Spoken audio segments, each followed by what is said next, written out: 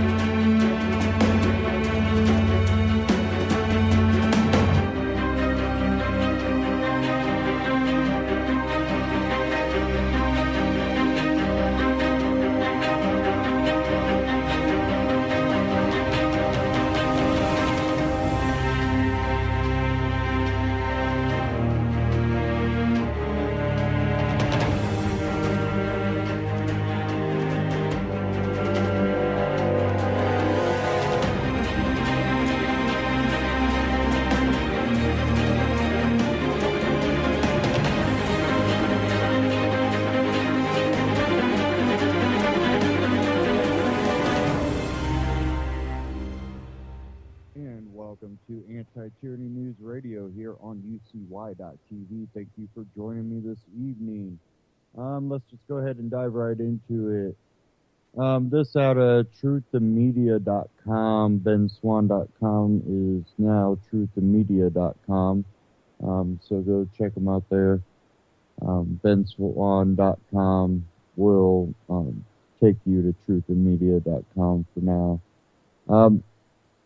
This one, Rand Paul launches filibuster of Patriot Act renewal. U.S. Senator and presidential candidate Rand Paul, Republican, Kentucky, began a filibuster to protest the renewal of the Patriot Act on Wednesday afternoon. There comes to a time in the history of nations, fear and complacency allow power to accumulate and liberty and privacy to suffer, Paul said. That time is now, and I will not let the Patriot Act, the most unpatriotic of acts, go unchallenged. Paul told New Hampshire's Union Leader newspaper in an interview last Monday of his plans to filibuster. We will be filibustering. We will be trying to stop it. We are not going to let them run over us, and we are going to demand amendments, and we're going to make sure the American people know that some of us at least are opposed to unlawful searches, he said. In 2013, Paul made headlines when he filibustered over 13 hours to protest the nomination of John O'Brien as the leader of the CIA and to draw attention to the government's use of drones. I would think I'm going to cut right to the Senate floor for a, I'll probably let it go for maybe 15, 20 minutes. Rand Paul is still filibustering. Steve Daines just got done talking. He took a small amount of time without Rand Paul losing the floor, so Rand Paul still filibustering, and we'll go ahead and cut to a little bit of that and discuss what he's talking about in this filibuster. Talk to those who are the high-ranking former heads of our security. They freely admit they get more information with a warrant. It's a little more work, but it has to be more specific. But I'm also a believer that because we've generalized what we're looking for and it's indiscriminate, that maybe we're missing people because we're overwhelmed with data and we're overwhelmed with things at the airports. You know, I would much prefer to have less of the indiscriminate searches at airports and more specific looking at the manifest of who's flying, you know, and looking and trying to find who are at risk. So I do think that there's, without question, this is not a constitutional program. It's not even legal under the Patriot Act. The courts have said it isn't, and we should do everything we can to stop it. And I appreciate your support on that. One of the things about this issue is that it really is a bipartisan issue, and an issue where there are people who feel strongly on both sides of the aisle. We had the senator from Oregon earlier and the senator from New Mexico, and I now see the senator from West Virginia, who is also a loud and consistent voice on this. Do you have a question? Mr. President, will the senator from Kentucky yield? The gentleman yield? Without yielding the floor. I know that the senator, my friend from Kentucky, agrees with me that the defense of our country and the protection of our civil liberties should be bipartisan and above politics. And I know that he agrees that we can and must protect our citizens without violating their civil liberties. And again, my good friend, I don't always agree with you on every issue, but when it comes to this nation's intelligence gathering and security, we agree more than we don't. Like him, I was deeply troubled by the revelation that our country was engaged in bulk collection. I think we all were surprised. And millions of private citizens' data was gathered unknowingly and unjustifiably. In 2013, Edward Snowden revealed to the American public that the NSA was engaging in the bulk data collection and sweeping up virtually every cell phone record of an enormous number of Americans, again, for no reason and no cause. The U.S. spying program did this by systematically and indiscriminately collecting millions of American phone records by simply taking up every phone record that came in its net, even if it wasn't remotely related to the broad general search. These are not searches that were relevant to a particular thread or an individual group. It was just a huge database documenting what millions of law-abiding citizens were doing. That is not what this country was based on. And I think you've made that very clear, sir. And I know that you believe that this was wrong, as I do. And that is not just our opinion. National security experts, legal experts, the American public, and even several courts have said that the bulk collection of data is not only unconstitutional, but also unnecessary to our national security. And to my friend from Kentucky, he has confirmed that the President's Review Group has said the bulk data collection is not essential to preventing attacks, and that program has not made a difference in a single instance. The bill that the Senate will soon be considering, the USA Freedom Act of 2015, will ensure that we restore important privacy protections for Americans. The United States will always face security threats. I think we all know that, and for generations to come. That's just a reality. On that horrible day, September 11, 2001, we as a country were reminded of this fact and realized we must meet those threats with strong law enforcement and strong intelligence. However, we must also balance that necessity with our constitutional rights. The NSA bulk data collection program clearly did not strike that balance, and the District Court of D.C. and the Court of Appeals of the Second Circuit of the United States struck it down. The courts have made clear this program is not legal, and I understand Senator Paul and Senator Wyden's frustration with any suggestion that it be continued. I believe this bill, USA Freedom 2015, moves us in a positive direction. It ends the bulk data collection program and ensures that the collection of data is related to a relevant, particular terrorist investigation. At the same time, it still protects this country. The USA Freedom Act of 2015 replaces indiscriminate bulk collection and allows the government to collect call details of records on a daily basis if it can demonstrate to the FISA court a reasonable, articulate suspicion that its search term is associated with a foreign terrorist organization. The bill provides greater transparency about surveillance activities. It contains significant new government reporting requirements for FISA authorities to ensure its activities do not again break the law. It gives private companies increased options for reporting to the public information about the number of FISA orders and national security letters that they receive. The bill requires declassification of FISA court opinions containing significant legal interpretations. The bill requires the FISA court to designate a panel to appoint individuals to advise in particular cases involving new or difficult legal issues. It expands the opportunity for the appellate review of FISA court decisions. The bill strengthens the judicial review process for gag orders. It imposes new privacy protections for FISA pen registers and limits the use of unlawfully obtained information. And the bill also contains many provisions to protect our nation's security. It creates a new emergency authority to allow the government to obtain business records, including call detail records, without advance court authorization, if an emergency requires those records. It also adds a short-term emergency authority for continued transnational surveillance of foreign terrorists or spies who come into the United States before emergency authorization can be obtained from the Attorney General.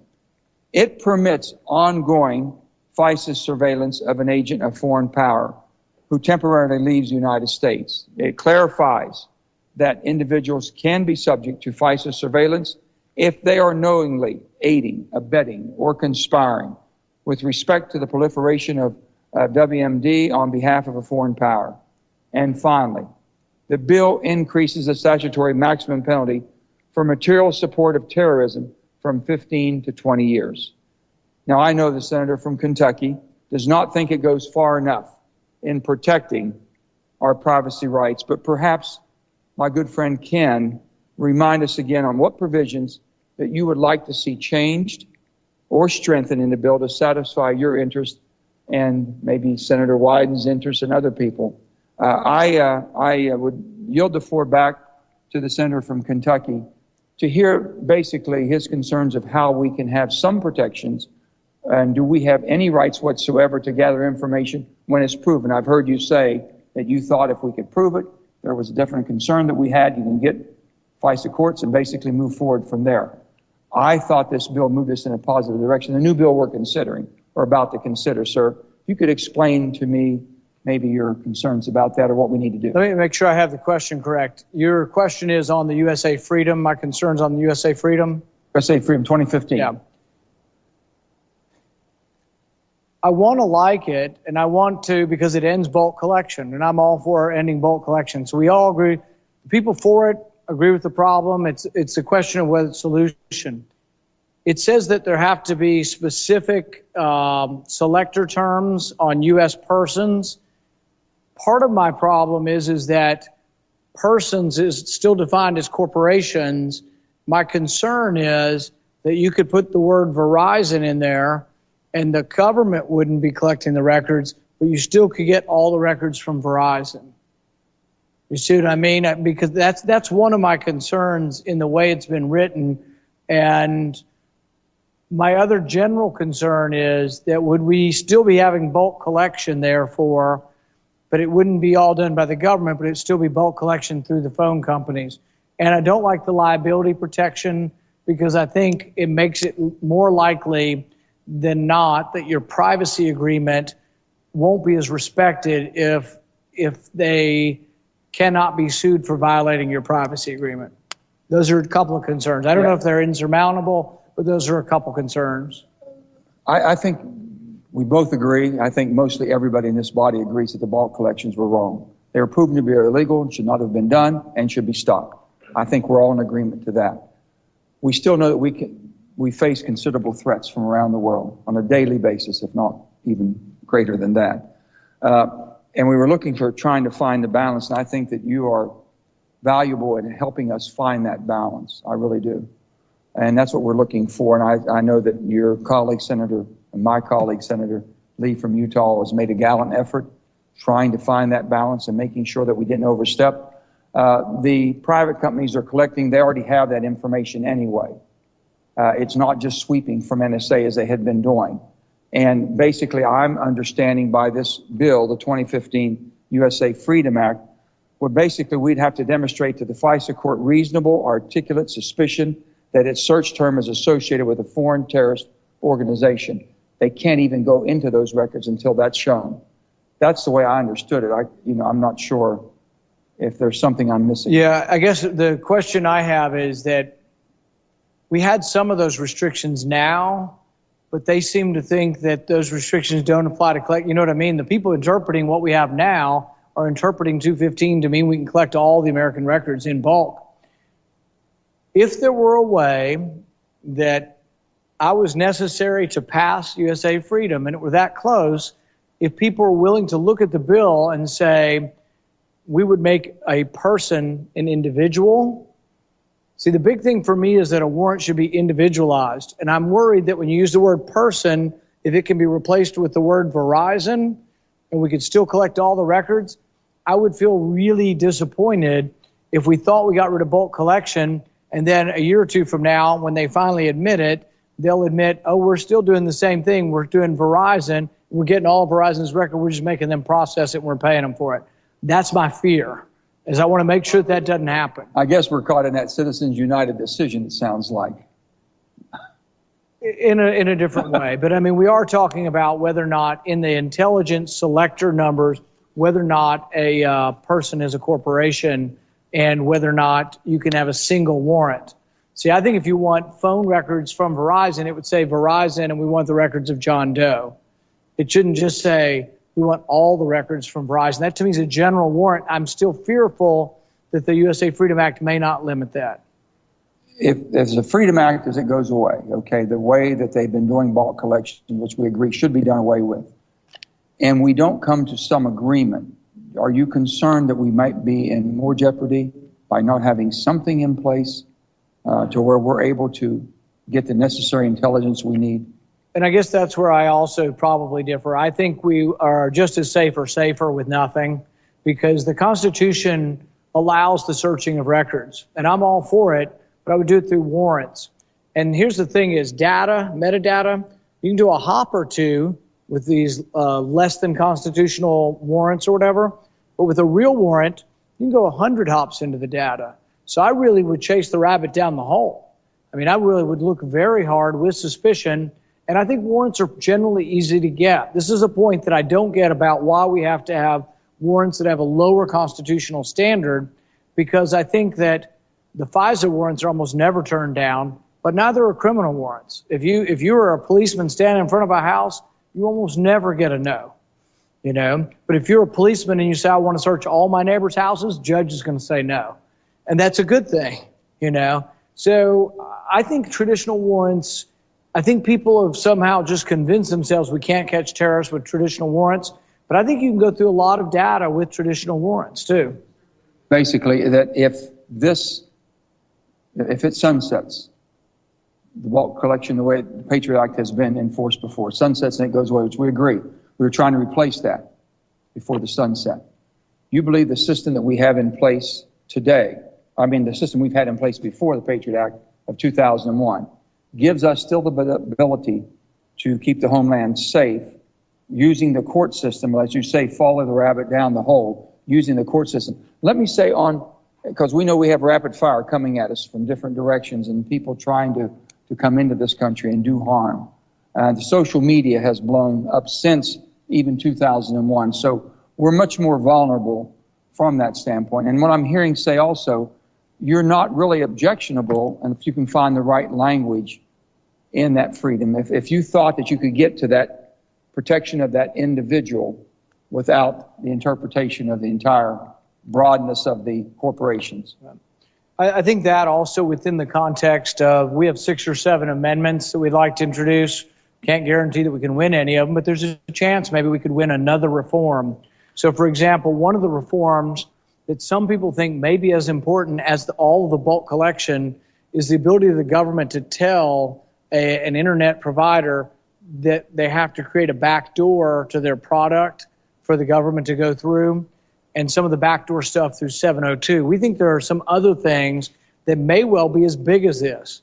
I also think that there is the ability of the government not only to use traditional warrants, they have some they're using under executive order as well as we still have, a host of other types of warrants and subpoenas being used.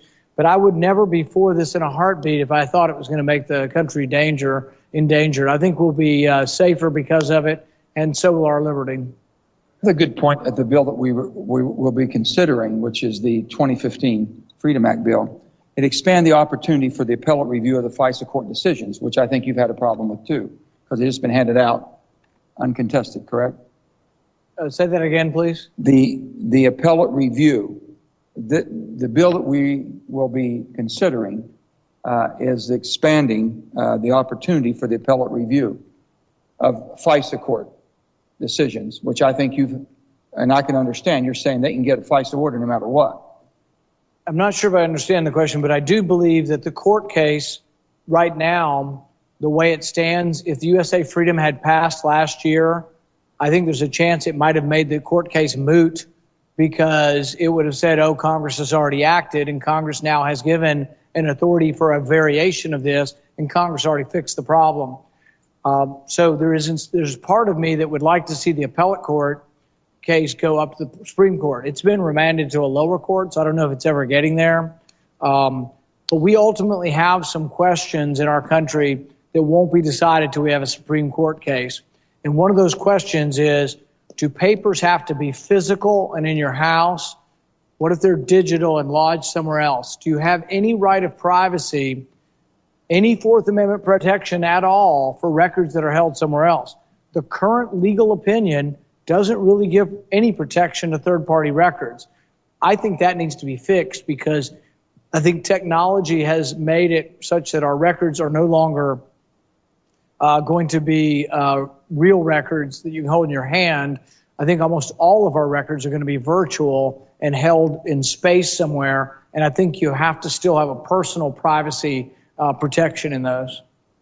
So the bill that we have proposed before us, it's going to require declassification of FISA court opinions containing significant legal interpretation, which is a positive thing. There's a lot that I like in the bill. It's just a matter of whether or not I can be convinced that it doesn't allow bulk collection under another name. I'm still worried about that, but I'm open to it. And see, some of these things, this is a very important bill. I mean, we could have a week's discussion on this bill, and amendments, and a process. And the only reason we're getting a little bit of this is because I'm kind of forcing the issue.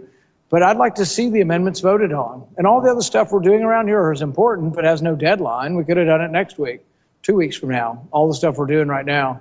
So, but anyway, that's what I'm going to be asking for, is the ability to present 5 or 6 amendments, vote on them, and then we'll see.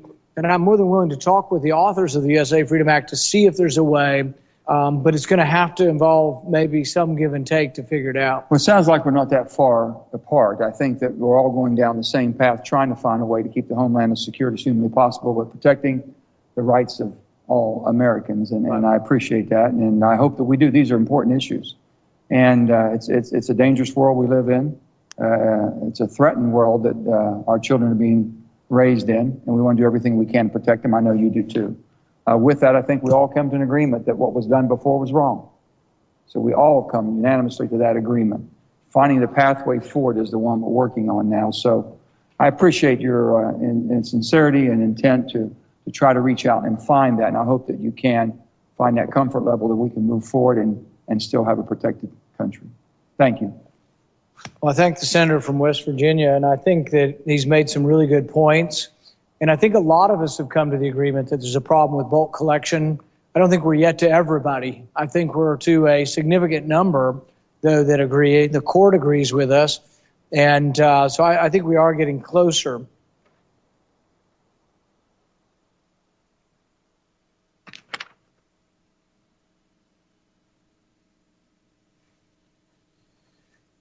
One of the groups that we've talked about in looking at where we are on whether this is a constitutional or a legal program is that it's been pretty intriguing to look at the report that comes from the Privacy and Civil Liberties Oversight Board. This is a bipartisan board, and it's a board that was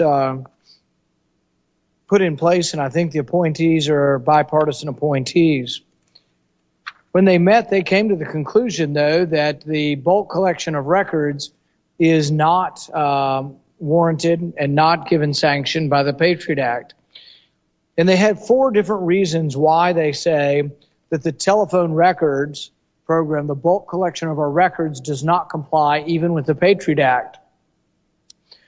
The first reason they say is that there's no connection to any specific FBI investigation at the time of the collection. So basically, when they collect your phone records, they're not even alleging that they're related to any investigation. But that's what the statute says. They're supposed to be relevant to an investigation, but there's no evidence and nothing's even presented that there is any investigation even going on. The investigation actually starts after they've collected all of your records. So how could Section 215 say that you can collect these records because they're relevant to an investigation that has not yet even begun? They use this big data cache later on when they say that there's going to be an investigation. So I think their reason, number one, is pretty strong.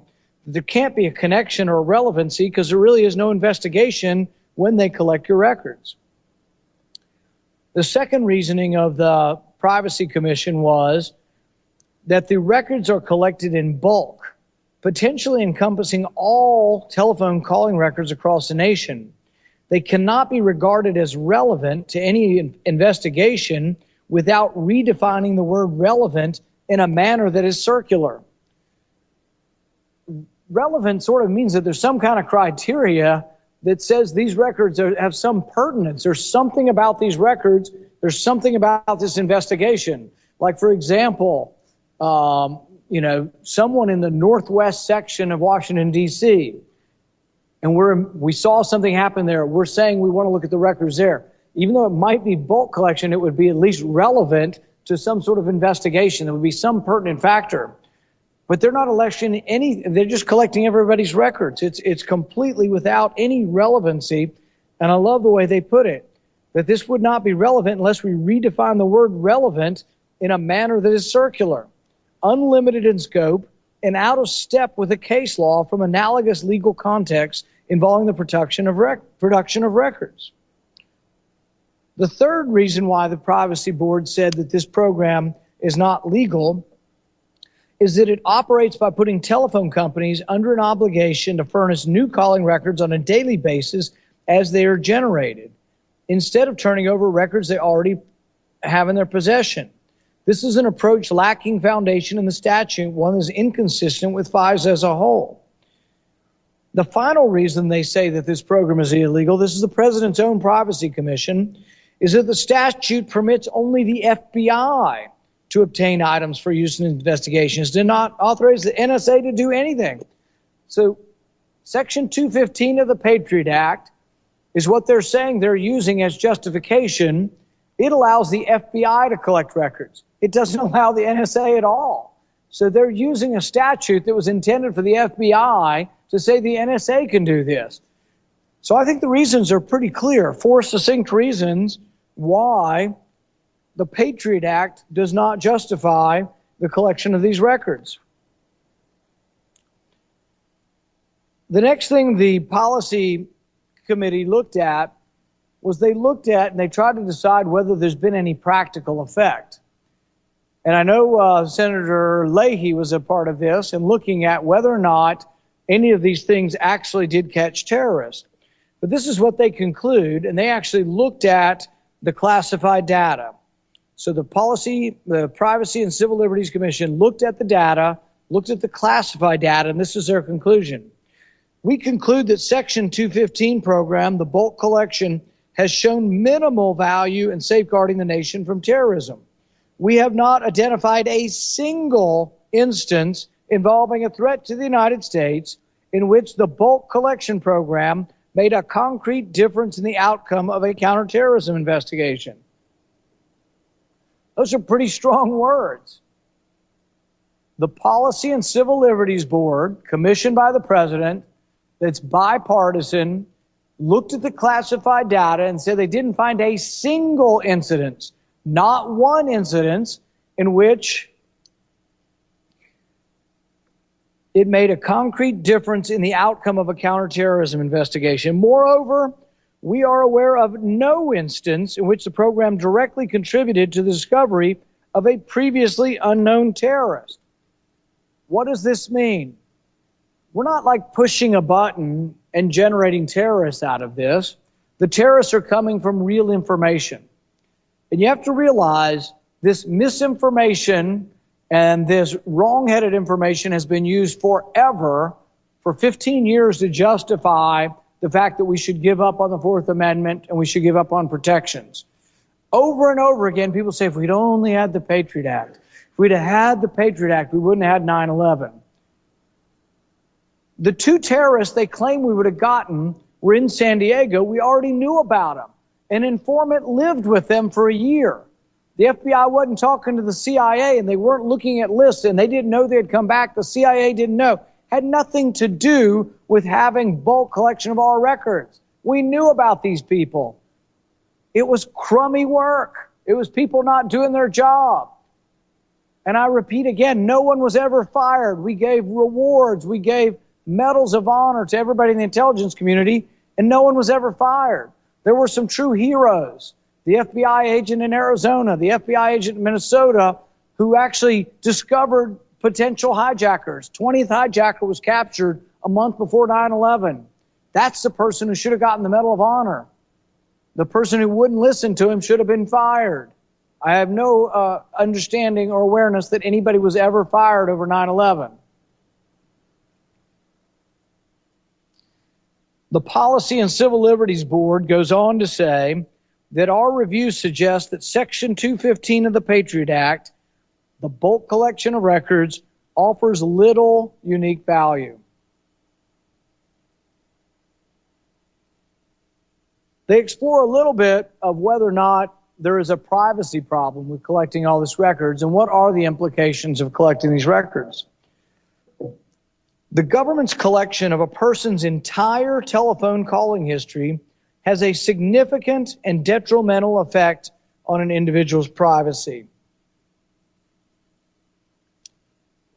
Beyond such individual privacy intrusions, permitting the government to routinely collect the calling records of the entire nation fundamentally shifts the balance of power between the states and its citizens, between the state and its citizens.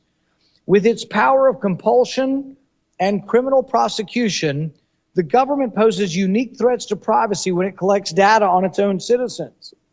Compound this with the fact that the government, you could say, well, they're just collecting this data at a lower standard, but if you're not a terrorist, you don't have to worry. But here's the problem. They're collecting this data with a lower standard, a less than constitutional standard, but then they're also prosecuting you for domestic crime. Section 213 of the Patriot Act is being used 99.5% of the time for domestic crime. We're putting drug dealers in jail.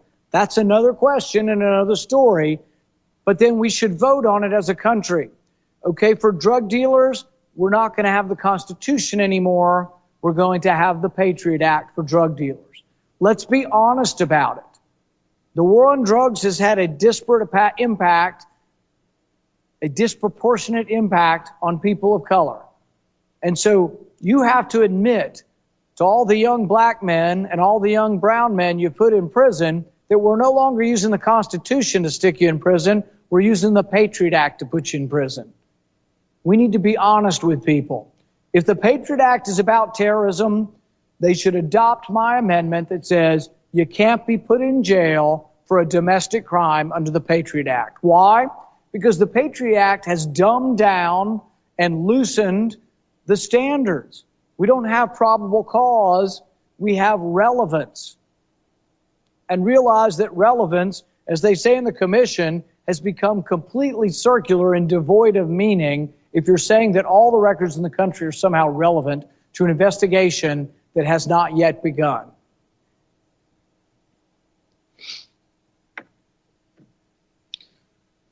The other point, they make a great point here about the fact that not only does this stifle or invade your privacy, it may well stifle your speech and your association. If you're going to be associated with, minority causes, unpopular causes, whether you're a kid from the North that went down to be in favor of civil rights, whether or not you're someone who belongs to the NAACP or the ACLU. They say yet, even though there's no evidence of abuse, and that's just a big argument. Everybody says, well, there's never been any abuse, so it's fine to keep doing this. They say yet, while the danger of abuse may seem remote, Given historical abuse of personal information by the government during the 20th century, the risk is more than theoretical. I couldn't agree more. Moreover, the bulk collection of telephone records can be expected to have a chilling effect on the free exercise of speech and association, because individuals and groups engaged in sensitive or controversial work have less reason to trust in the confidentiality of their relationships as revealed by their calling patterns. Realize that they're taking your phone records, your calling list, your buddy list.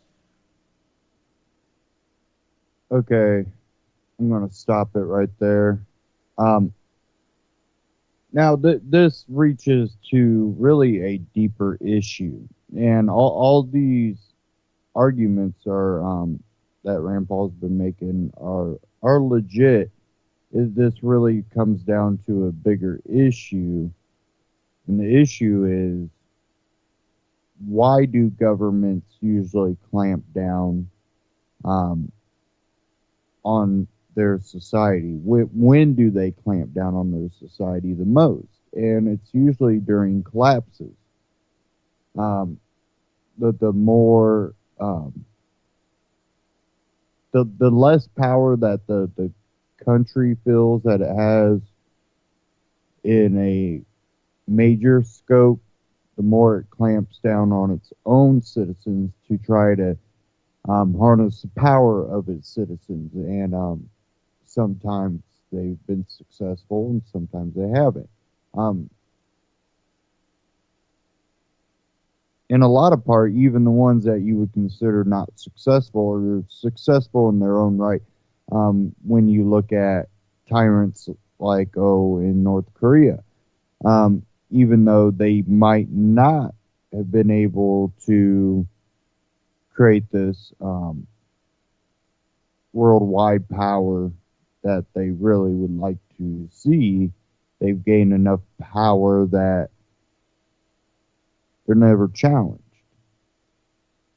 And they basically harness their citizenry as resource. And so the less, and these are after empires are built. These aren't free societies, but when you realize that when you create empires, very few of them actually ever gain the scope that maybe America or Nazi Germany or even Russia and China, the world powers that are known.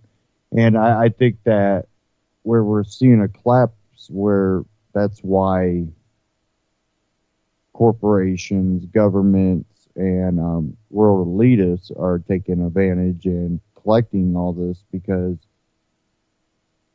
basically they can get anybody for a crime. They say most Americans commit 3 crimes, 3 felonies or something a day, or I forget what the exact statistic was, but it basically says most Americans do this without ever realizing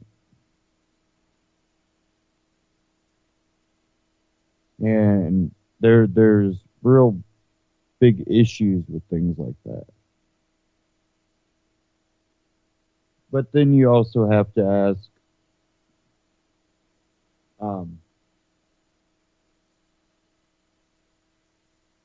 are they going to allow this to progress, or are people like Rand Paul going to be able to slow down or stop what they're doing? A lot of people say our government's way too corrupted. There's no ending to corruption. And some people have a little more optimistic outlooks, saying that, constitutionalists might have a chance, and I really don't know. I don't harp on anybody for trying to gain more freedom, but I'm also a libertarian. I understand what government is and what it does to keep power is to gain more power. And it just seems like it's a ever happening cycle throughout not American, but world history when you look at empires rising and falling, and how the same corruption always pops up, and manipulation and propaganda, and how very few people get to actually exercise their abilities. And we still have a amount of freedom here in America, even though it's just corroding. We still have what we have, and not everybody does. And I always urge people to, expand on that and grow from that. I want to cover this one article, then I'm going to move on, but this one's out of the Libertarian Republic. How the media is treating Rand Paul. During the 2008-2012 elections, Rand Paul supporters often spoke of a blackout occurring where the media chose to simply not cover the successes of the Paul campaign. With the 2016 election season in full swing, it appears that Rand Paul is now receiving the same treatment. For whatever reason, there seems to be one set of rules for covering all other presidential candidates and another set for covering Rand Paul. It is almost as if the media does not want to give the impression that Senator Paul could actually win the nomination and the presidency, even though he is often polls similar to so-called frontrunners like Jeb Bush, Mark Rubio, and Scott Walker. It seems that only time that Paul is covered is when authors write to assure their readers and perhaps themselves that the junior senator from Kentucky is not viable. The National Journal wrote in February an article entitled "Why Rand Paul Can't Win the Republican Nomination," which outlined a haphazard argument about how Paul's foreign policy will doom him. Also in February, the Washington Post concluded that the mainstream media finally figure out Rand Paul's a flake, which contained mostly ad hominem attacks against Senator Paul's friends and father. It would appear that since January 2013, pundits were able to satisfy libertarians by acknowledging Paul's rise with the Republican Party. However, since the campaign has now unofficially begun, it is as if the supposed experts are now treating us as children who should not be taken seriously. There is no better example of the above phenomenon than Larry Sabato's crystal ball. In December 2014, Paul was ranked in the top tier of candidates, second only to Jeb Bush, after being inexplicably taken out of the top tier. Paul now sits behind Bush, Rubio, Walker, and even Ted Cruz. All this reporting makes little sense in light of the fact that Senator Paul has been consistently in the top tier polling both nationally and in early primary states. The most recent Quinnipiac poll from Iowa shows Paul in a tie for second place with Rubio, telling only Walker. Additionally, the newest Bloomberg poll from New Hampshire has Paul in a tie for first with Walker. One reality that pundits cannot deny is that Senator Paul matches up best with all Republicans against presumed Democrat nominee Hillary Clinton. In the NBC News Wall Street Journal poll from April, Paul trailed Clinton by only 3 points, far outperforming his Republican rivals. However, when the poll was shown on Fox News, Paul was featured at the bottom of the screen, as the candidates were in the order in which they finished in the Republican primary poll. While this could have been an honest mistake, the unspoken message seems to be one insulting that Paul is not the major candidate that the other three are. And you can read the rest of the article, the Libertarian Republic. But, you know,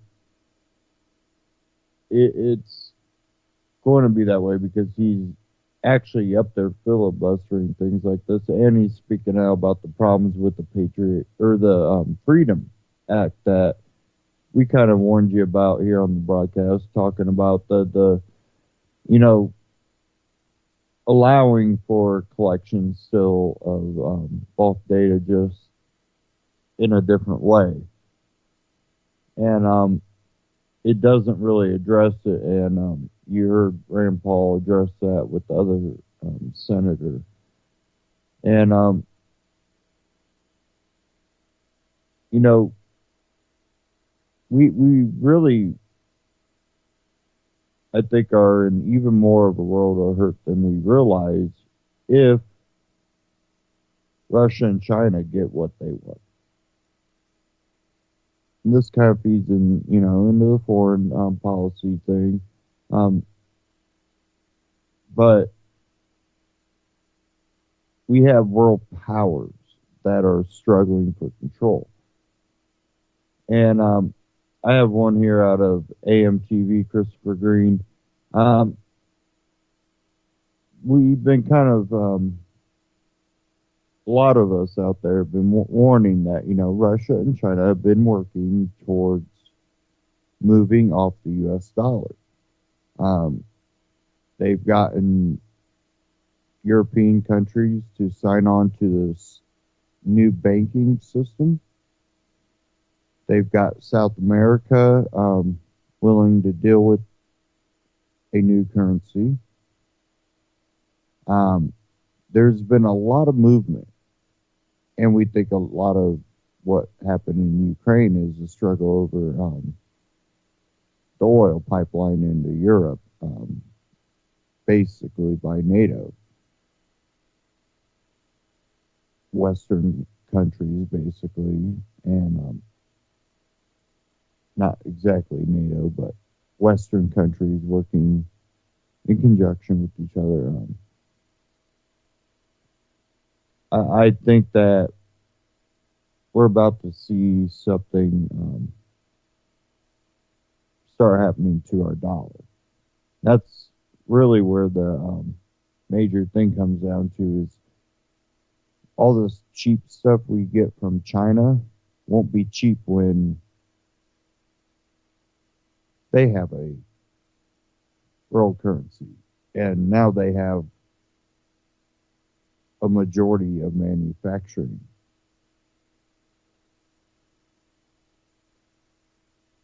And I think Russia plays a instrumental in all of it because of the oil.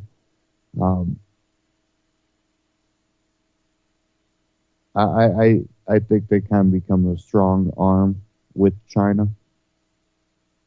They're the backbone to help out in any type of circumstance. And I think there's a world shift going on. Now, will we see a complete collapse in the next 10 years, 15, 20? I don't know when it will officially happen, but it seems that everything ramps up, and we keep hearing about the economy getting really, really great and not really seeing it. See prices going up, but not people's wages, really. And when prices go up, not people's wages, and companies are saying, you know, our market's kind of been dropping on us, where we have to keep lowering our prices.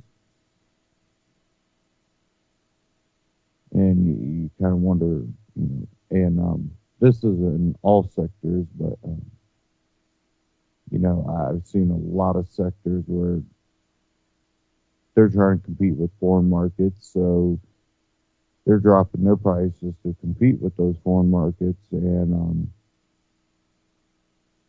our dollar keeps becoming worth less at the same time. Therefore, what you have in your pocket isn't buying as much. And supposedly the market's getting better. But this might explain where we could be headed. Again, the yen to replace dollars world reserve currency, AMTV Christopher Green.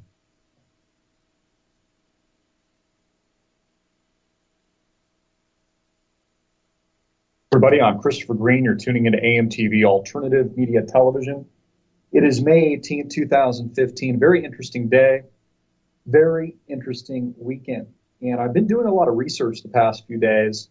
A couple things I wanted to share with you guys. It is becoming more and more apparent that the U.S. dollar is being replaced by a new reserve currency. And of course, I've been talking about this since the channel started about 5 years ago. And I've done countless videos on this topic, amounting in 2,000 plus videos thus far. The U.S. dollar is losing its status and has arguably already lost its status as the world reserve currency.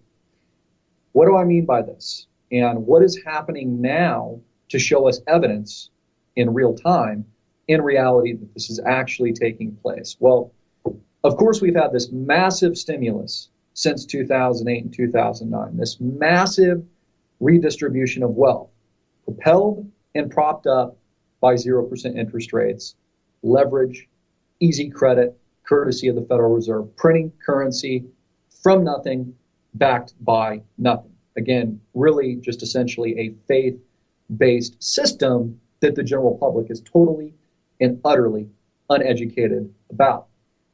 We've had the establishment and the operation of Western-backed organizations like the IMF and the World Bank for years now, which basically issue debt to countries throughout the world and put a stranglehold on countries like Ukraine, for example. There's a reason why that's a geopolitical chess piece, having lent some, I believe it was $16 billion or something in that ballpark to Ukraine not too long ago, only so it could, again, put that stranglehold and albatross of debt around the country so the U.S., Western nations that control the IMF and World Bank can implicitly, indirectly control the country, which of course is a chess piece with Russia and this second Cold War that we've been talking about and people have been talking about for several years now. In addition to that, we've had the establishment of a counterpoint, a direct competitor to the World Bank and IMF. Very recently, this is something that has just happened, and I've spoken about this in detail, with the establishment of the AIIB, the Asian Infrastructure Investment Bank, or the competitor, or what is becoming the direct competitor to Western-controlled debt. Again, the IMF, a system created by and for the West, with member nations, and a basket of currencies that they call and is known as an SDR, or a special drawing rights. Now, that basket of currency includes four major currencies at this given point of the time. The US dollar, making up about a 41% weight. The euro, making up a 37% weight. The pound sterling, making up an 11% weight. The yen, making up a 9% weight. And now what they're talking about, courtesy of Bloomberg, and this has been something I've been talking about for years now. I said it was a question not if it would happen, but when. And it seems that Christine Lagarde, now the head of the IMF, also agrees, and she replaced Dominique Strauss-Kahn, which was just, again, a chess move to push him out and use a scandal to push him out, to put Christine Lagarde into power during this financial crisis. There was a political reason behind this, and largely we could argue a conspiracy. I read an article today that was posted May 14th, a few days ago, that says that China's yuan, otherwise known their currency as the renminbi, may draw $1 trillion on getting IMF reserve status. Followed up by an article today that says that the German central bank, the Bundesbank, their bond equivalent, and their equivalent central bank, says they see the IMF decision as key to yuan as reserve currency. So basically, the IMF, in response to this new competitor that makes up the AIIB, and China, the yuan, the renminbi, to supersede in the not too distant future the US dollar as the world reserve currency, which will have extreme repercussions in regards to the flow of international financial assets. Every 5 years, they basically do an analysis and evaluate whether or not they're going to change the distribution, the weights, the percentage weights, and or potentially add or get rid of one of the currencies in the basket that makes up the special drawing rights or the SDR. These articles are telling us that the yuan, also known as the renminbi, it's equivalent to the sterling, to the pound being a unit and the sterling being the currency, just like the yuan is the unit of the renminbi. If you didn't know, will be adding likely the yuan when they finish their decision-making process at the end of 2015. They do this every 5 years, adding the yuan as a member of that basket of the SDR, essentially internationalizing the renminbi as a reserve currency, or as one of the reserve currencies they said could potentially have a weight, and I would argue will more than likely be much greater in the near term, of around 13, 14%. Now, what's interesting is that the whole concept of an SDR, special drawing rights, basically formed post-Bretton Woods and kind of the collapse of that system. It used to be in the 1970s when an SDR was first created out of thin air, it was backed by gold. It was backed by bullion. And in addition to that, one SDR equaled one US dollar. It was a direct one-to-one relationship. Since that time, it's been depegged, if you want to call that. It's been removed from its backing of gold, and essentially, just like the dollar had been taken off the gold standard, is backed by nothing, created out of thin air, and is just really this baseless, faith-based system. What's interesting about it, and I pulled some statistics, is that it used to have this one-to-one relationship with the US dollar to the SDR. Since that time, the US dollar has collapsed in its relation to the SDR, now worth about 70 cents compared to what it used to be worth. So essentially a 30% collapse from that one-to-one relationship. So a lot has changed with this system, and we're moving a direction where the AIIB, Asia, in the rising East, is threatening this balance of power. And you see the yuan, I would argue, has already been internationalized as the new reserve currency. It's why the IMF and the World Bank was hesitant to add the yuan, the renminbi, to this basket before, but now is being forced to succumb to the reality that the U.S. and the dollar specifically, which holds the heaviest weighting and really majority role in this basket, that era is coming to an end. When people wake up to this and they fully understand and realize that this revaluation is taking place, there will be a drastic revaluation of international financial assets. We're seeing some of this now, but there will be dramatic moves in currencies around the world. There will be dramatic moves in fixed income in the bond market, which we're seeing today. There will be dramatic moves in equities. There will be dramatic moves in general that I would argue we're already seeing. We're seeing huge moves in all types of markets and financial assets today. The article that I cited in Bloomberg, which I'll post a link to, said that there could be up to $1 trillion in reallocation to the yuan as this internationalized currency upon its placement and potential placement into the SDR basket. What's also interesting about this is the SDR, or an SDR, again, this thing that was created out of thin air by the IMF, is not a currency or claim on the IMF, according to the IMF website, but a potential claim on the freely usable currencies of IMF members, which have been allocated, each country or member allocated SDRs from and backed by nothing, created literally out of thin air, and just allocated certain SDR units of which they can lend and borrow SDRs on an ongoing basis. So what we have coming to the United States of America, those of you tuning in Europe or Australia or Canada or Asia, is a global reallocation of wealth. An internationalization of the yuan, the renminbi, as the new world reserve currency, and the loss of the dollar and this old system that the West has enjoyed for many, many years now. And really a shift in economic power going forward. A massive reallocation of wealth and a massive reallocation of assets.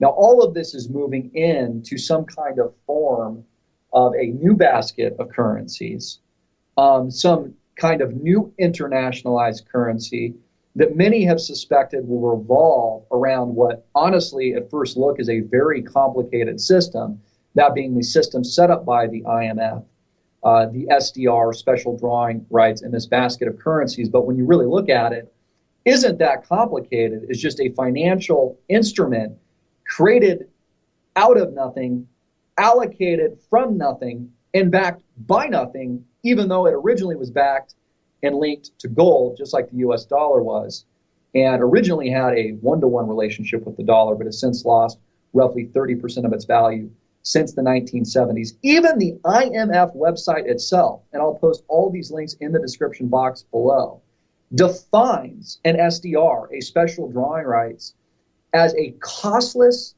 unconditional reserve asset.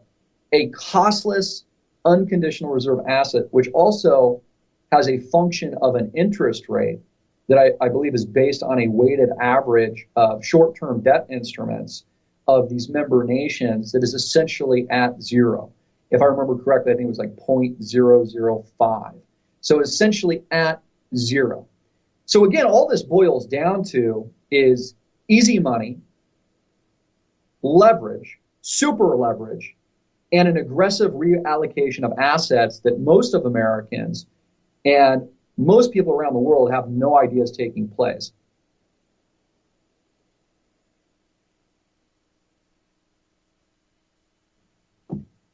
So today it is part two, the continued version of yesterday's episode. It is now Tuesday, the 19th, hence I'm wearing a new shirt and my hair is probably done a little bit differently. From time to time, I like to think and sleep on some of these thoughts. So what happens next? What happens when international investors, more importantly the retail investor, the smart money is already out? What happens when the little guy realizes that there is this massive redistribution of financial assets taking place? What happens when investors begin selling in droves? And I think we're already seeing this. This is happening now. Again, the smart money is already doing this. Begin selling U.S. denominated dollar-based assets. And it starts moving into, let's say, the Chinese renminbi, the yuan. Now, it's kind of like water, a current of water, selling U.S. dollar-denominated assets and buying, let's say, Chinese-denominated assets. What happens? What happens when all the liquidity that's being currently fed into the market coming from the Federal Reserve, these stimulus packages, quantitative easing to infinity, and these bailouts ends? What happens when the little guy realizes that we have another liquidity crisis and the dollar, let's say, experiences a shock of 20%, for example, when we wake up tomorrow morning, and all of a sudden 20% of their real wealth has been lost? Similarly to what we saw with the Swiss franc, although it moved in the opposite direction when it depegged itself from the euro. and basically these Western shenanigans that have made up QE in the States and the European Union at the ECB. What happens? You know, folks, you can call it a dollar collapse. You can call it an economic crisis. You can call it a systemic shock. But it's happening. It's no longer conspiracy theory, but it's reality. As Christine Lagarde at the IMF, the head of the IMF, now suddenly agrees to me, even though people called it a conspiracy theory several years ago, are now telling us that the Chinese renminbi will be internationalized as a reserve currency, becoming a part of the basket that makes up the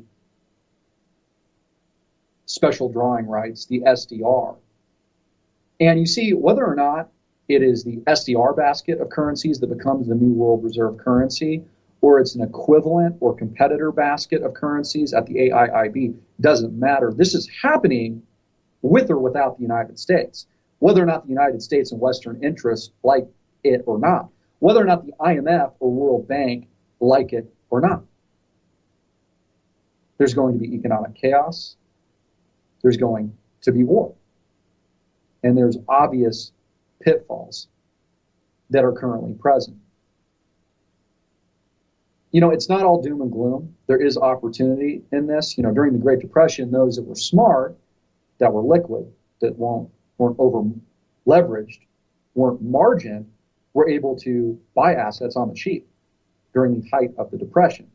During the collapse, they were able to buy assets. They were able to buy land.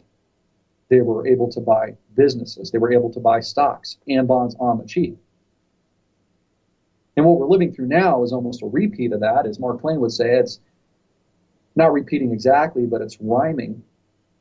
We're seeing a new bubble. We're seeing a triple in the S&P 500, the Dow Jones Industrial Average, since the intraday trough on the S&P of 666, a triple into new bubblicious territory. In fact, yesterday, I believe it was, Bank of America Merrill Lynch said we're living in the twilight zone. That's how they describe the stock market. The twilight zone. Do do do do do do do do do do do do do do. This is what is happening. There is a gigantic transfer of wealth that I would argue has already taken place. We saw this in 2008, 2009. Isn't it convenient that the largest transfer of wealth in the history of the world that everybody knew was coming, that was being transferred from the baby boomers, suddenly was siphoned off and funneled to the top 0.001% bankster elite, by the way, which none of these people have gone to jail. And now people like Jamie Dimon, the head of these monolithic institutions, JP Morgan Chase is a specific example, warning us of a liquidity crisis to come. Other independent analysts, people like Mohammed El-Arian of Allianz Investments, formerly PIMCO, warning us of a liquidity shock in the not too distant future. You see, that, folks, the time to prepare is now. I mean, you're better off preparing 6 months prior to a crisis, an economic shock, or a systemic event, than you are waiting around and trying to react and being reactive at the height of a crisis, like what we saw in 08 and 09. Again, we had the warning signs. We had the collapse of Bear Stearns. We had the collapse of Lehman Brothers. And most people said, oh, you know, it's going to be fine. It'll work itself out. The more you study this, the deeper you uncover what's really happening, the more profound this actually is. That's why I slept on it last night. The more shocking it actually is, the deeper the rabbit hole actually goes. This is heavy. Again, folks, it's going to lead. We're already seeing now, we're seeing economic warfare. It will lead to physical war. AMTV, Christopher Green. Go check him out on YouTube.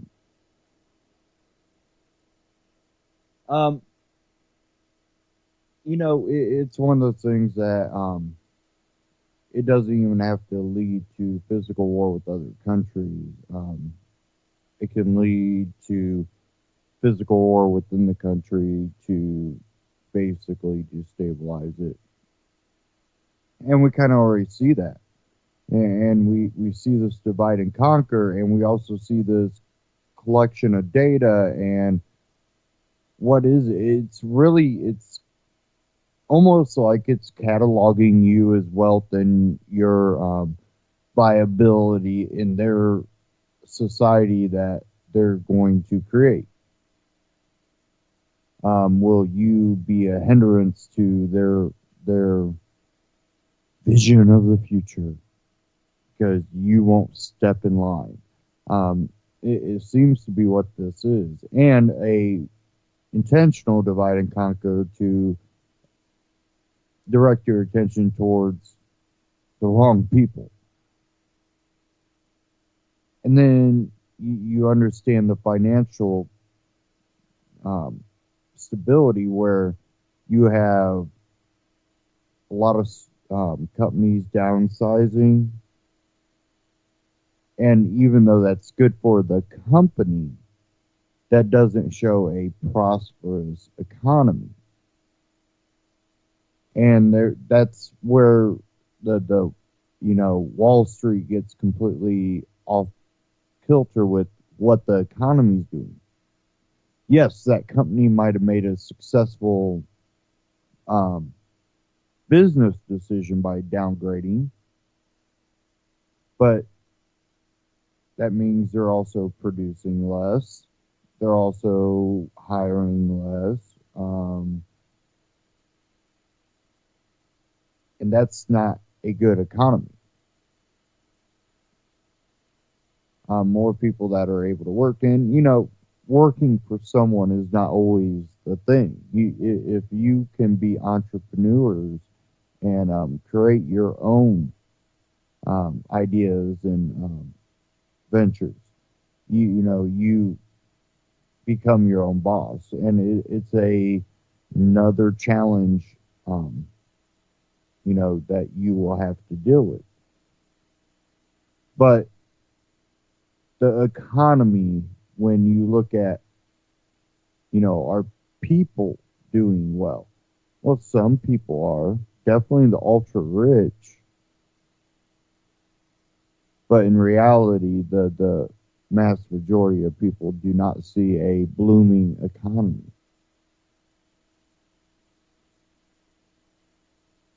And, you can also see it when you see the amounts of money that the wealthy people are making.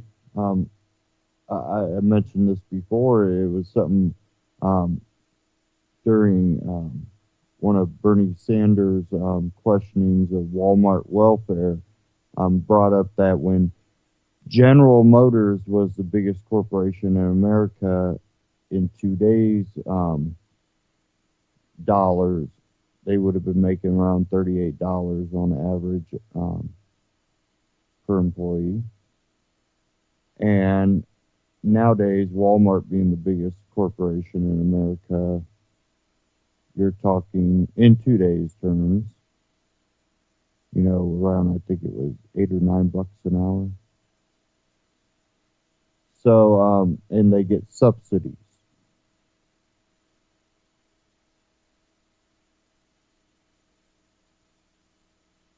So,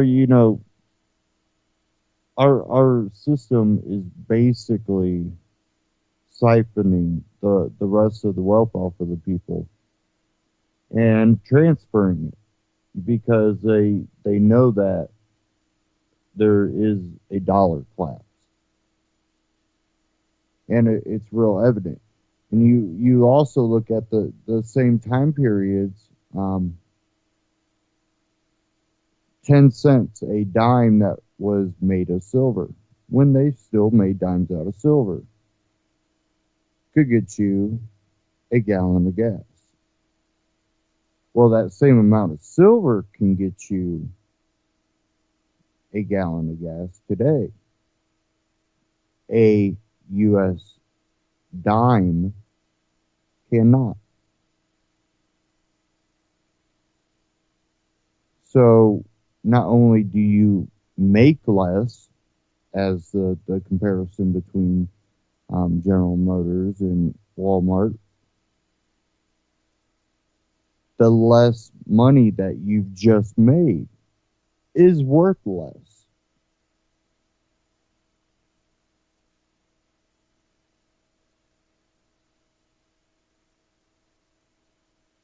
And we've been so complacent, I think, in thinking that we're living these great lives when you look at really what others are doing. And, there's some blame to place upon ourselves when we don't take the initiative to do things, to become creative, to be entrepreneurs, to break out of just being another person in line working.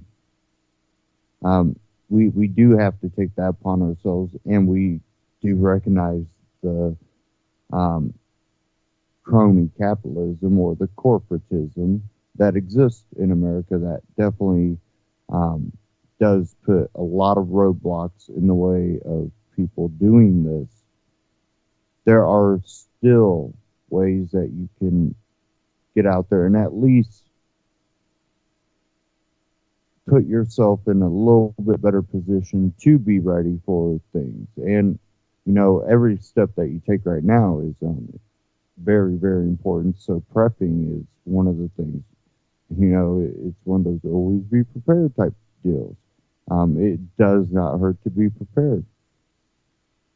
And, in a circumstance of natural disaster or some type of war or anything, financial collapse, whatever may pop up, you at least have some measures to try to put yourself in a better position. And that's important to do. Now, one thing that has a lot of people pretty worked up is this jade helm, and then all the militarization going on and everything, happening. Definitely has people kind of riled up. Adam Kokesh put out one, the real threat of Jade Helm 15, how close is martial law? And I'm going to cue that up here.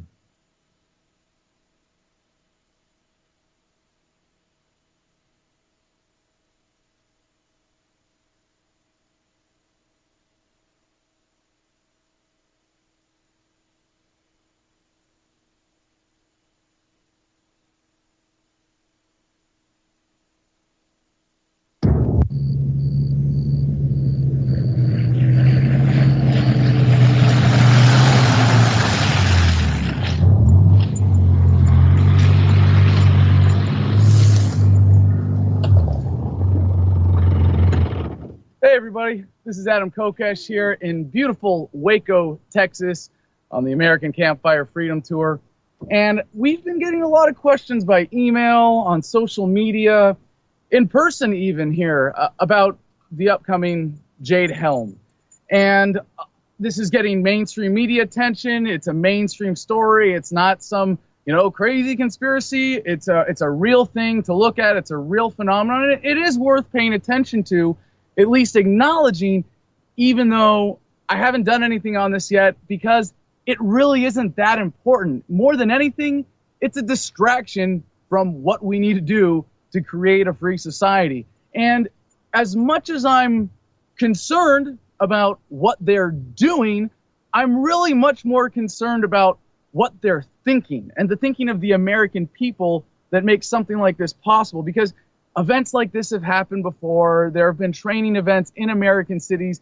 Even here in Waco, just yesterday, they have the SWAT team training at a school doing, mock bomb defusings and explosions. And it's like, conditioning people for martial law, and it's about to come. And this is the problem with something like this, is that even if you're paying attention, if you're reacting in fear, you're still being enslaved by the system. You're allowing your emotional outlook, your attitude to be determined by what they're doing.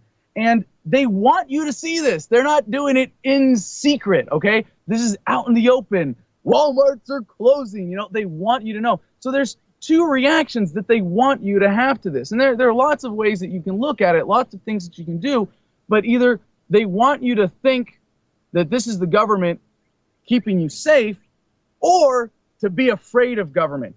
Either way, they win, you lose. Now, there's a very powerful illusion about government keeping us safe. And it's true that governments protect their citizens, but only in the same way that a rancher protects his cattle.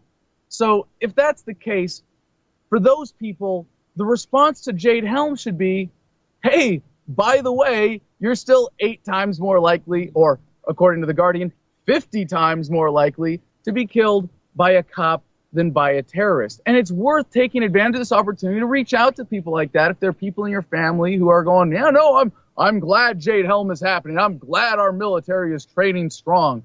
And then there are the people who are afraid.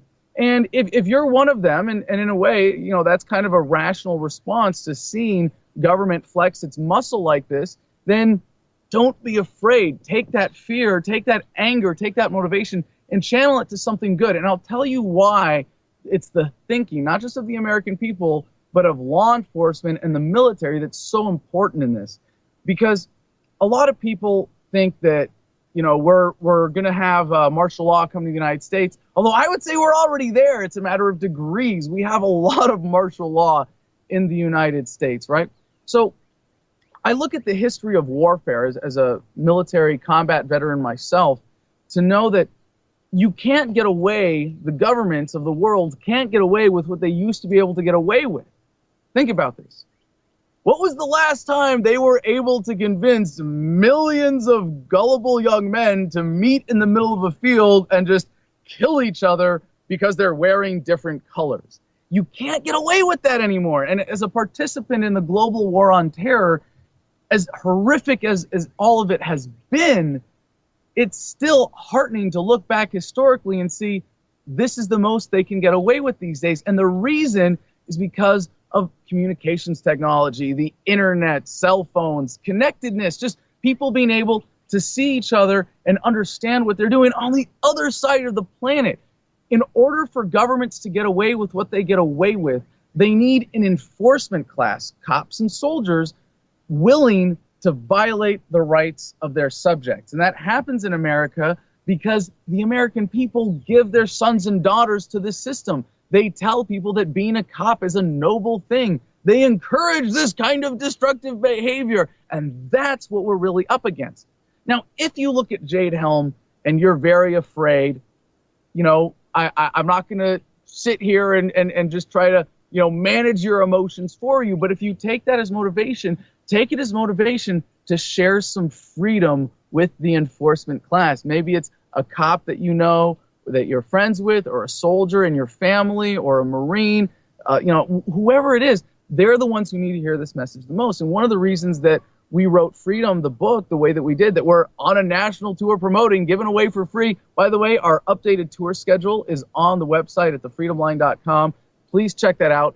Coming to a city near you. The book is free at all of our events. We hope to see you out there on the road. But the reason is, it's a tool. We want you to take this tool and use it. What is going to prevent something like Jade Helm or the last time they were training wherever it was in the United States, you want to prevent that from turning into martial law, increase the understanding of freedom of all Americans, of all people in the world, but especially the enforcement class.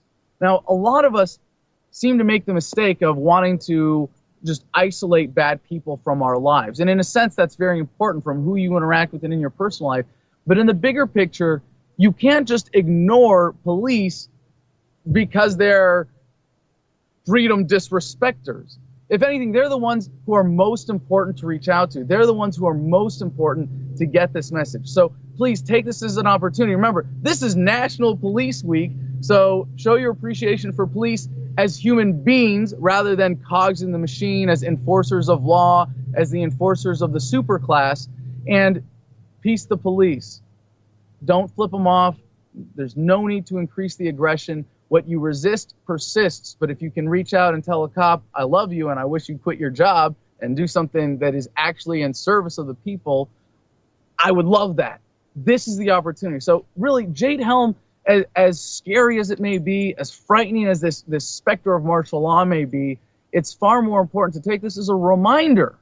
Let this be a reminder. Let the state give you the reminder that we need to do the unglamorous but far more satisfying work in order to end the state for good, which is to wake people up to the message of freedom. So if you haven't yet, please read Freedom. Check out thefreedomline.com and keep spreading the message. Live free, be happy, and enjoy life.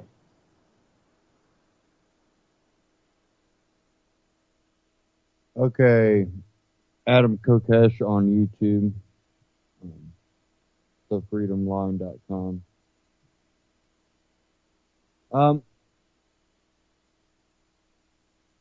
You know, when it comes to this, a lot of people still believe that we're too far past that, but I think there is something that it's been shown to us enough times is that there is still humanity out there. You still see someone willing to help another person out. And if we can expand upon that, and it comes back to, you know, paying it forward type deals where every little interaction you have, try to have the best interaction. Not always possible, but in a lot of circumstances it is. And I think if we work on that more, and when we have those interactions, we use that type of method more, I think we could have more positive interactions.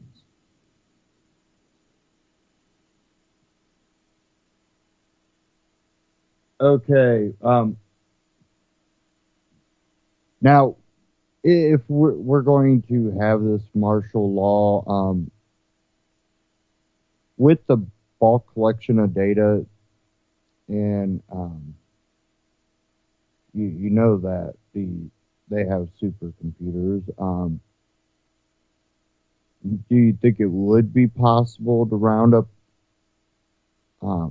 dissenters, Americans, that I don't know. A lot of people go, well, you know, if they work with NATO, they probably could. And I think there's a slight possibility, but I think that all they would end up doing is splitting and destabilizing America. They would create some type of civil war.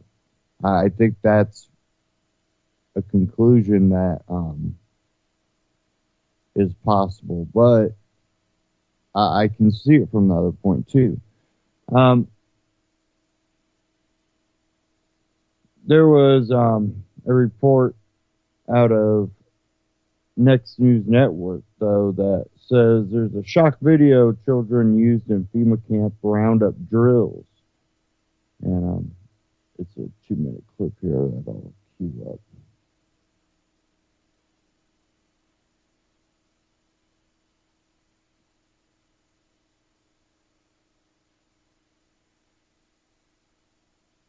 Gary Franchi reporting for the Next News Network. This footage is probably the most shocking documentation of FEMA camp roundup training to date. Children used alongside actors in a bloody confrontation on American soil. These are the U.S. Marines from the 1st Battalion, 5th Marine Regiment, 1st Marine Division, practicing, quote, assault support tactics in Yuma, Arizona, as part of a 7-week exercise prior to the Jade Helm 15 exercises.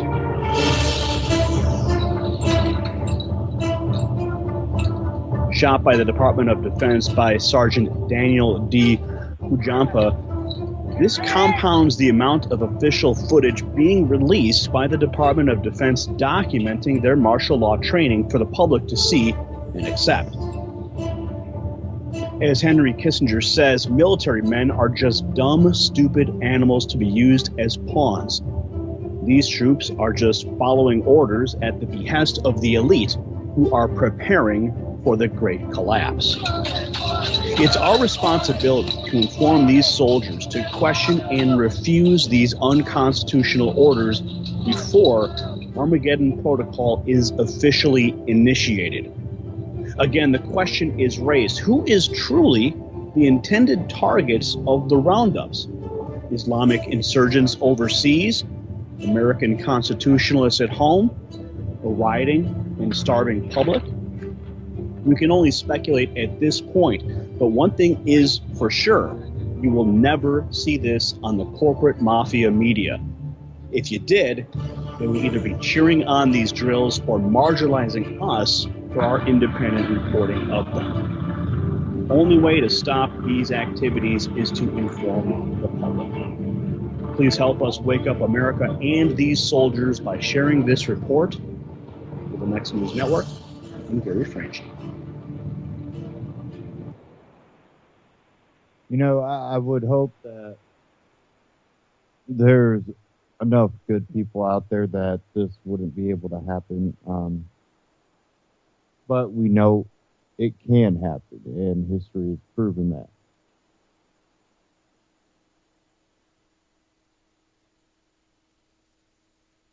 Okay. Got about a half hour left, so I'm going to move on here to some recent news.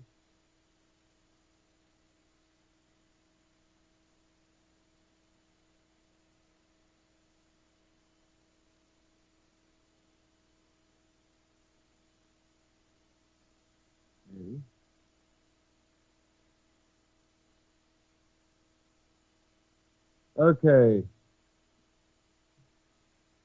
This one out of truthvoice.com, federal appeals court to police officer, no, you can't slap cuffs on peaceful gun owners. Every part of Sean Northrup's midsummer evening walk with his wife, daughter, grandson, and dog was legal, including the holstered handgun he openly carried on his hip. But that was not enough to keep Northrop from being disarmed, handcuffed, and threatened with arrest by a police officer. Fortunately, the Sixth Circuit Court of Appeals refused to let the officer who illegally detained Northrop escape accountability, exemplifying the kind of judicial engagement that is needed to protect law-abiding citizens from unreasonable searches and seizures. Northrop, a resident of Toledo, Ohio, was enjoying a peaceful walk with his family when a passing motorcyclist, Alan Rose, caught sight of his firearm and yelled that Northrop could not walk around with that gun like that. Northrop's wife, Dennis, informed Rose correctly that it is perfectly legal to open carry firearms in Ohio. Rose, nothing less, called 911, stated that he had observed a man carrying his gun in the open. The dispatcher also told Rose that it is legal to openly carry firearms in Ohio, but apparently a bit uncertain directed Officer David Bright of the Toledo Police Department to the scene, relating to Bright that Northrop was walking his dog carrying a handgun out in the open. When Bright encountered Northrop, Northrop was still walking his dog, his gun secure in its holster. What happened after Bright stepped out of his vehicle and approached Northrop is disputed. According to Northrop, Bright announced that he would shoot Northrop if he went for his weapon, refused to answer questions about what was going on or whether Northrop was free to leave, and threatened to arrest Northrop for inducing a panic. Ultimately, Bright disarmed Northrop, placed him in handcuffs, and put him in a squad car, where he remained for half an hour. Upon discovering that Northrop had a concealed carry permit, which, in point of fact, he did not need in order to openly carry his gun, Bright released Northrop with a citation for failure to disclose personal information. The charges were later dropped. Northrop sued Bright and other members of Toledo Police Department in federal court, alleging violations of his rights under the First, Second, and Fourth Amendments, as well as state law. The district court rejected Northrop's First and Second Amendment claims, but held that his Fourth Amendment and state law claims against Bright could go to trial. Bright then appealed to the Sixth Circuit, asserting qualified immunity from suit. Qualified immunity protects police officers from being held personally liable for violating rights unless those rights are clearly established in practice. The judge-made doctrine all too often insulates police misconduct from both liability and meaningful judicial scrutiny. It has long been established that the Fourth Amendment prohibits officers from coercively stopping and frisking people without reasonable suspicion that they are committing a crime or are about to commit a crime. In the case of Terry versus Ohio, 1968, the Supreme Court defined reasonable suspicion, explained that officers must be able to point to specific observable facts and evidence indicating that a person is armed and dangerous, and inarticulate hunch or intuition will not suffice, nor is it enough for officers to suspect that a person is armed, as the 10th Circuit would later put it, to hold that the presence of a gun is sufficient to justify a frisk would be to effectively eliminate Fourth Amendment protection for lawfully armed persons. In a carefully reasoned opinion, Judge Jeffrey Sutton determined that if Northrop's account of the events was accurate, whatever suspicions Bright may have harbored that Northrop was committing a crime or was about to do so were not reasonable. The specific facts that Bright relied upon is stopping, disarming, and detaining Northrop consisted entirely in Northrop's open possession of a firearm and a 911 call that informed Bright that Northrop was openly carrying a firearm. Neither of these facts suggest that Northrop was breaking the law or was dangerous. As Judge Sutton pointedly observed, while the dispatcher and 911 caller may not have known the details of the Ohio's open carry firearm law, the police officer had no basis for such uncertainty. While Bright argued that he faced a difficult decision, respond to the community's fear and the appearance of the gunman, or do nothing and hope that he was not about to start shooting, Sutton rejected this as a false choice, absent any actual evidence that Bright was about to start shooting. Sutton reasoned Bright's hope remains another word for the trust that Ohioans have placed in the state's approach to gun licensure and gun possession. No law-abiding American out for a walk with his family and his dog should end up in the back of a police car. An officer responsible for putting him there should be able to escape responsibility for his misconduct. Judge Sutton's decision provides a blueprint for ensuring that those enforce the law are not beyond its reach. As for Bright, a jury of Ohioans will determine whether he betrayed their trust.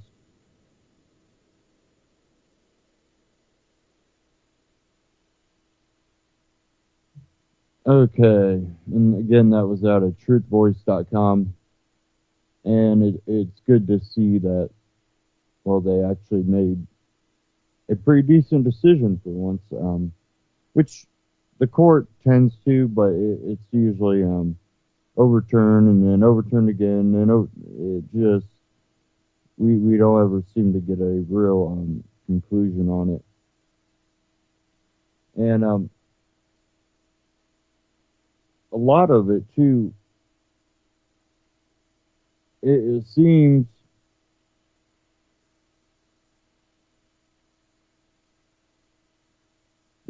that we have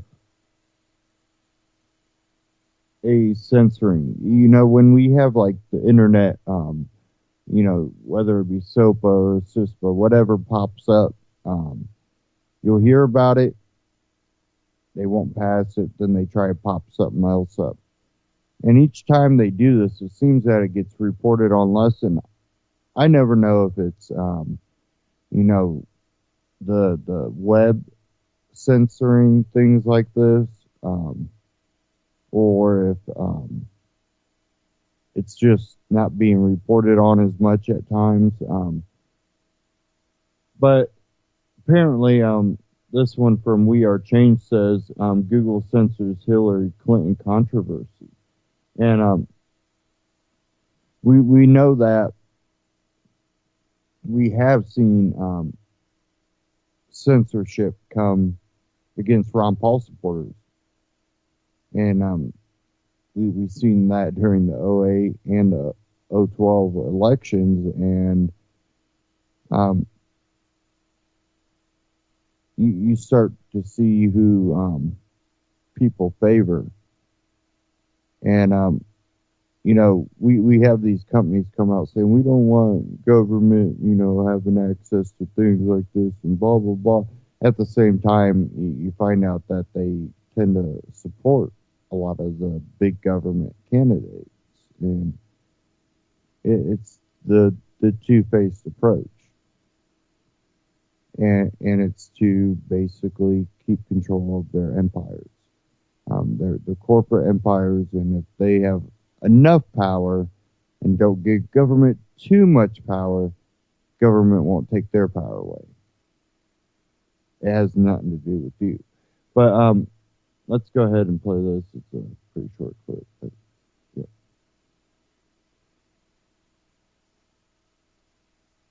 And I need to make a very important video about the latest censorship by Google when it comes to any criticism of Hillary Rodham Clinton. Now, I made 2 videos about Hillary Clinton, one about the real George Stephanopoulos Clinton donation scandal, where I broke down how the mainstream media is being controlled and working in hand-in-hand with the Clinton Global Initiative and the Clintons. And I made another one that's going viral right now, that's on the front page of the Drudge Report, called Hillary Clinton Supporters Actually Don't Support Hillary.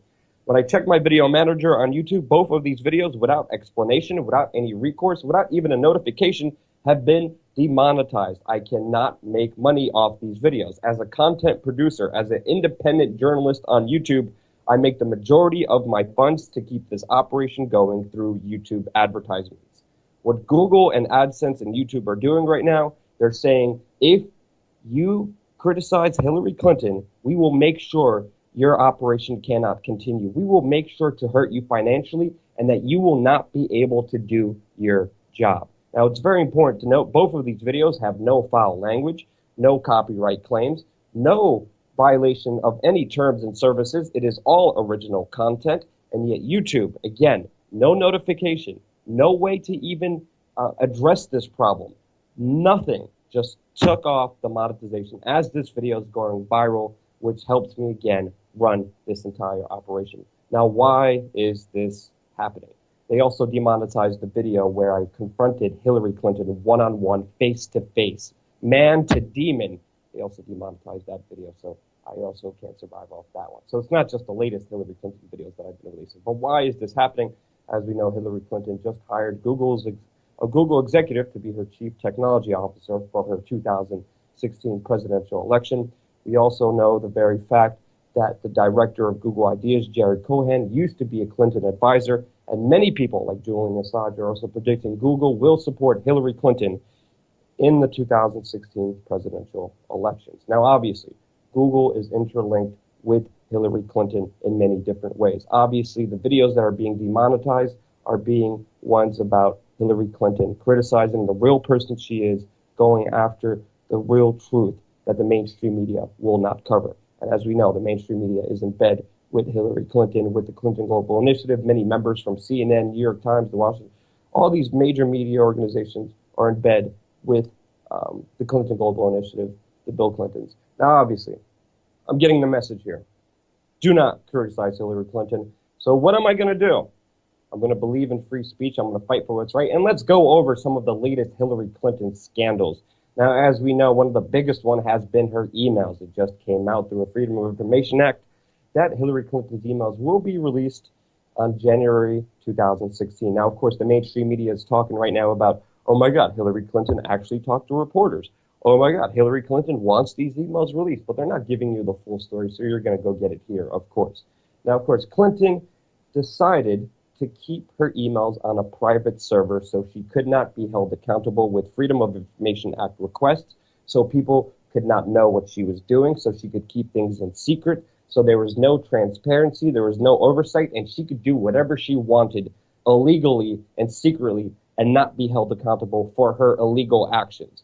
And as we know, her hosting was hosted by a company that was hacked in 2010 and had data redirected to Ukraine, and an IP address revealed linked to the British Virgin Islands. So even her private server, her private email domain host that she used to hide all her dirt, has been hacked into in 2010, which also, again, puts in danger a lot of people in government, which shows you how idiotic this decision was by Hillary Rodham Clinton. Now, of course, the Hillary Clinton campaign staff is answering back, saying, no, Hillary Clinton, she only used one email. She hates carrying around two phones. No. This is their justification. But as we know through these new emails, that there was more than just one email when she was Secretary of State. Even in this video, as you see this hard-hitting journalist ask this very important question. Ask the big question. Okay. iPhone or Android? iPhone. Okay, in full disclosure, BlackBerry and a BlackBerry. She admitted herself she had two phones, and the major defense that the Hillary Clinton campaign is using with her using this private email service is that she didn't want to carry around two phones. So that's why we only put it on one and we had to do it through a private one. It's all lies. It's all malarkey, and they're lying through their face. There's two emails. She also deleted 30,000 emails that no one will ever see about her illegal activities as Secretary of State. Now let's go on. Of course, second email. No accountability, no transparency. She's obviously hiding something. What could she be hiding? Let's go over some of the very important facts. There's a new Defense State Department document that revealed that the Obama administration, as Hillary Clinton was Secretary of State, knew that Al-Qaeda, a terrorist, had planned the Benghazi attacks in Libya 10 days beforehand.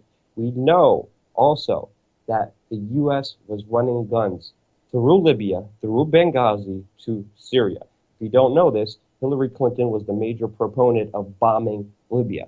And by bombing Libya with NATO, we also reinforced people who were against the dictator there, Gaddafi. A lot of people that we armed and gave money to were also Al-Qaeda. And then through the Benghazi U.S. Embassy, there was weapons shipped to Syria after Gaddafi was overthrown to get rid of Assad.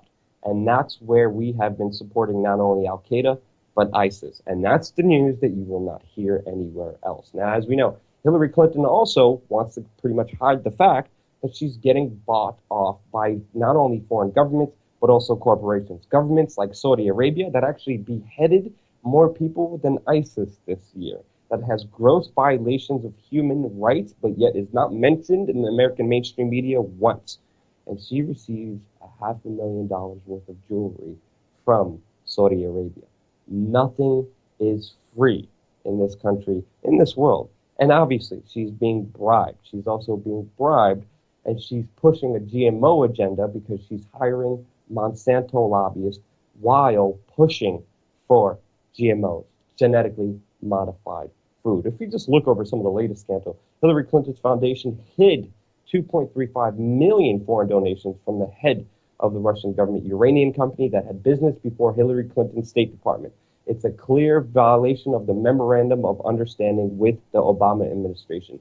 She was using the State Department as a personal way to receive funds and cash and money. And now she's using that money to hire PR coaches to make her more likable to the general public. She has bought off the mainstream media.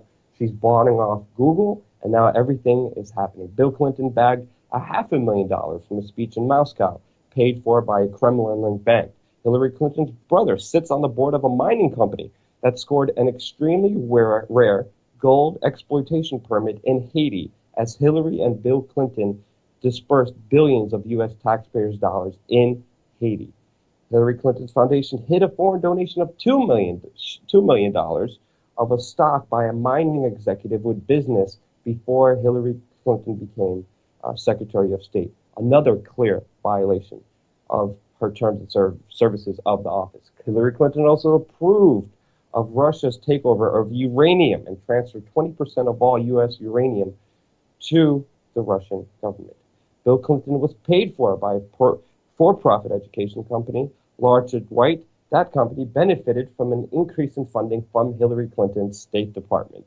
Of course, as you see, this list goes on and on, not only of double dipping, but just pure out corruption. And if it couldn't get any crazier, Gawker has just released files putting Bill Clinton with a pedophile billionaire on his private jet.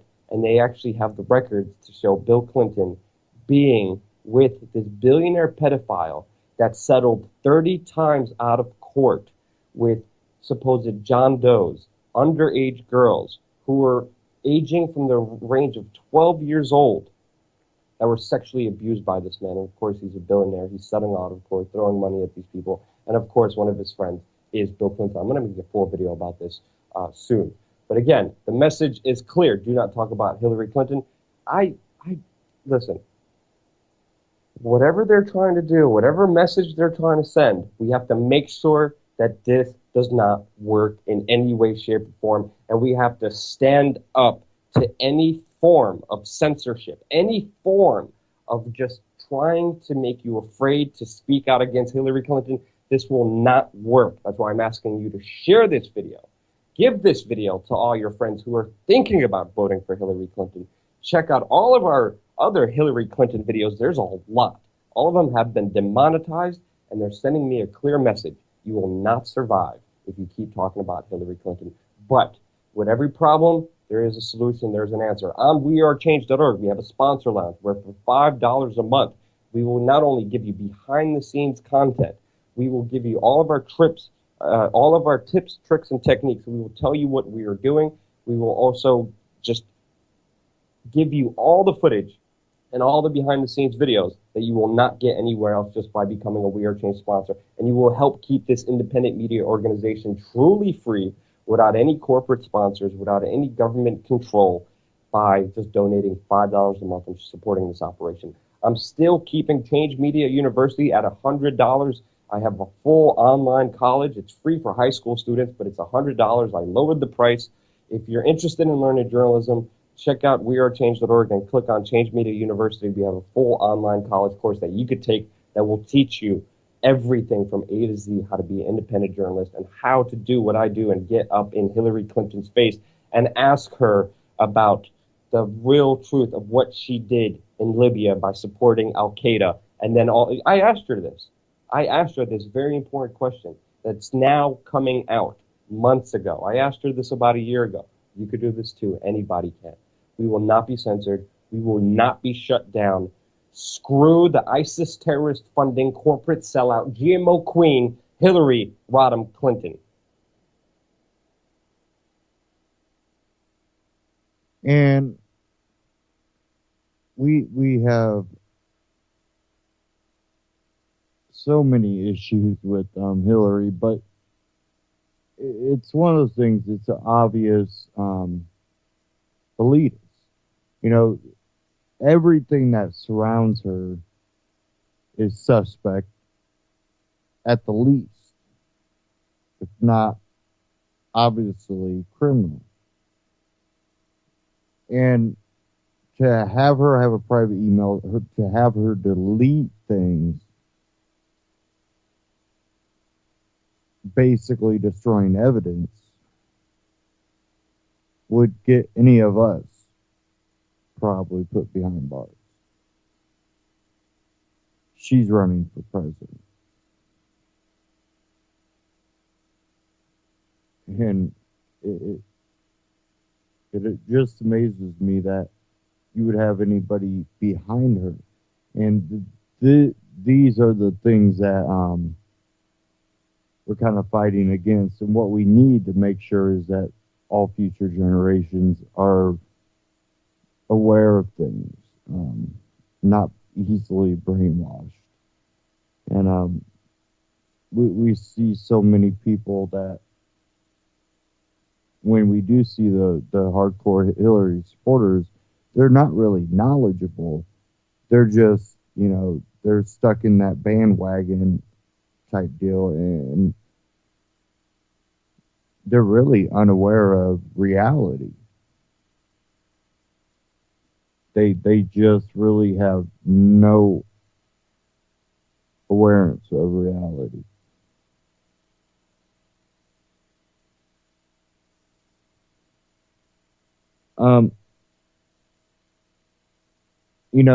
I think that Hillary will be thrown under the bus again. She might actually get the nomination, but for some reason, I really think she'll be thrown under the bus because, well, there's a lot of people that are in her own party that are like, yeah, we don't want no more of you. Even though they might agree with her, they don't want her to have power. And I guess it'll be seen, but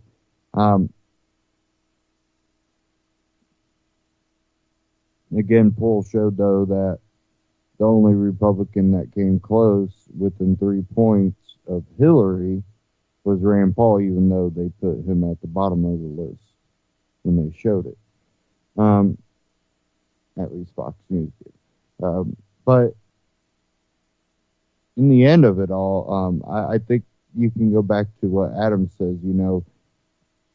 All of this is little compared to making the people aware. Because if there were people that weren't brainwashed, propagandized, that weren't unaware of what's really going on in the reality of things, it wouldn't be able to happen. And that's not something that's just unique to America. That's unique worldwide. And when people that have different ways of living, different cultures, different religions or non-religions, can learn to not let them being offended influence, how they treat each other, just to know that, you can't abridge the next person's rights. You get to live your life as you choose, as long as you don't abridge other people's rights. And that's where all the infighting goes, and that's why these people are able to get away with what they get away with. And so we really have to address that at its core. And that's with waking people up, making them more aware. And, also, one of the things is prepping, making sure people are not only aware, but that they're going to be prepared if something was to happen and know how to stand by each other. When everybody brings something to the table, it's not just one person preparing and other people wanting to leech off of them, but when everybody prepares and brings something to the table, it's harder for people to come in and be tyrants and take over, whether it be your government or a invading army and government. It really relies on the people that disagree but can live with and defend each other. And that's when you start to see how diversity can be beautiful. And it's by knowing who you are and being comfortable around the other cultures and being able to interact with the other cultures in a peaceful manner. And back to being prepared before the end of this broadcast here, go to ucy.tv, click the UCY store tab, and check out the Amazon store that UCY has set up. Great prepping gear and ratings.